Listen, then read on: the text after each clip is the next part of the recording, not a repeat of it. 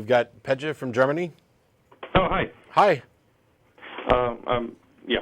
Well, first of all, I just wanted to say thanks to Matt and all the other guys for the show. Just 5 minutes ago, I used Matt's "You're more moral than God" approach, and when I kind of hit the wall, and I want to talk to you about those three pillars you said that they can be pretty strong. I mean, at some point, I just get into this like I'm hitting the wall with someone. It's like they just don't get that 2 + 2 is 4. Yeah. And I know Matt's approach is usually to hang up. Yeah. But, see, I mean, I'm wondering, do you have any, any advice what to do with them? Yeah. How do you handle people who just don't get it?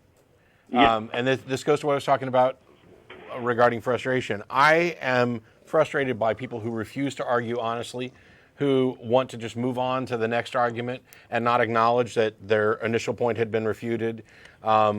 People who constantly repeat, they're just not grasping that I've come up with something that refutes their argument.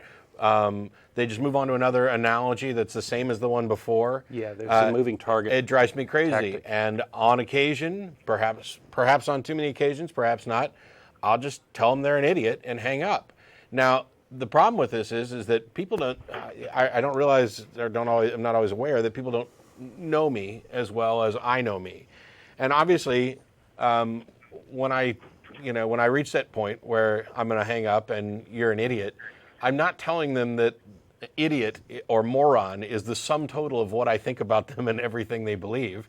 I'm saying within the context of that argument, they're being an idiot. And oh, by the way, I'm not immune to that. I've been an idiot and a moron and a buffoon many, many times. The difference is that I seem to actually care about whether or not I'm being an idiot and a moron. And when somebody identifies that and says you're being an idiot, my immediate reaction is to go figure out why are they identifying me as an idiot? What have I done? Can I correct it, or are they mistaken? And the people that I find myself frustrated with are the ones who, when they hear that, they don't care. They care more about protecting their beliefs than whether or not they're true. Or they write you off as someone who's an emotional. You're mean. You're mean. I usually just give up because, I mean, after a point, it just doesn't make sense, and I was wondering if I don't know. I have a couple of suggestions for you. One thing Jeff D does is he makes very sure that the person he's arguing with acknowledges the point that Jeff made, and if Jeff has won an argument, he forces them to say, "Yes, I concede this point," before going on to the next thing.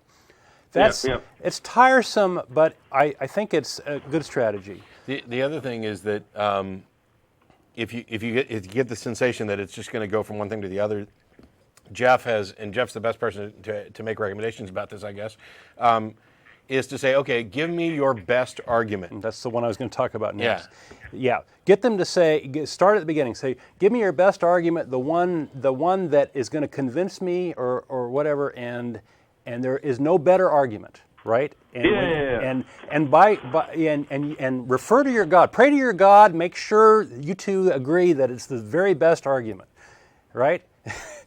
And then when you refute it, then you're done, right? Mm-hmm. Yeah. But I'm done, but they're not. They switch to a different. Yeah. Well, different topic, you have to get them to agree early on that they're going to present the best one. My tactic that I'm presenting today is I say, hey, there are these three problems, and I state pretty early on in the argument that if you use any of these tactics, you're lying to me. You're full of BS, right? And I say, the minute you hit one of these landmines, you're dead.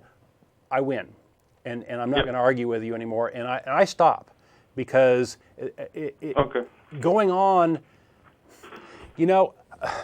let me jump up a level. I debate to learn myself.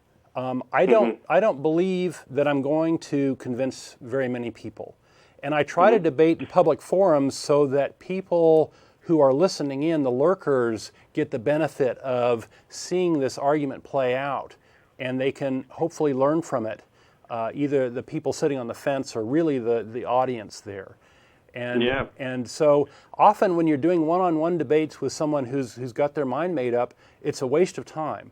And yeah, so, I don't. I usually do it so that there's other people, because that's also my goal for the audience to make up their own mind. So yeah, and I like the three things you mentioned, and I also like the what Matt just said also at the beginning about do you care thing. I'm going to use that one as well. Okay. Well, I'm not going to take up any of your time more because it's already midnight here. Just wanted to tell you. For the guys at Ustream that made fun of me for 2 + 2 = 2 thing, and I'm not German, I'm Serbian. I'm also a vice president of Serbian Atheists, a new organization, if you can call it that. And you can imagine how popular we are. And, I'm arguing people that, our beast is just like your beast, but they think it's completely different. And it's just annoying. But, yeah, just want to say thank you, guys. I'm good luck to you. using a lot of your arguments, and I love it. So keep up the good work. Oh, you Thanks too. a lot for calling. You too. Appreciate it.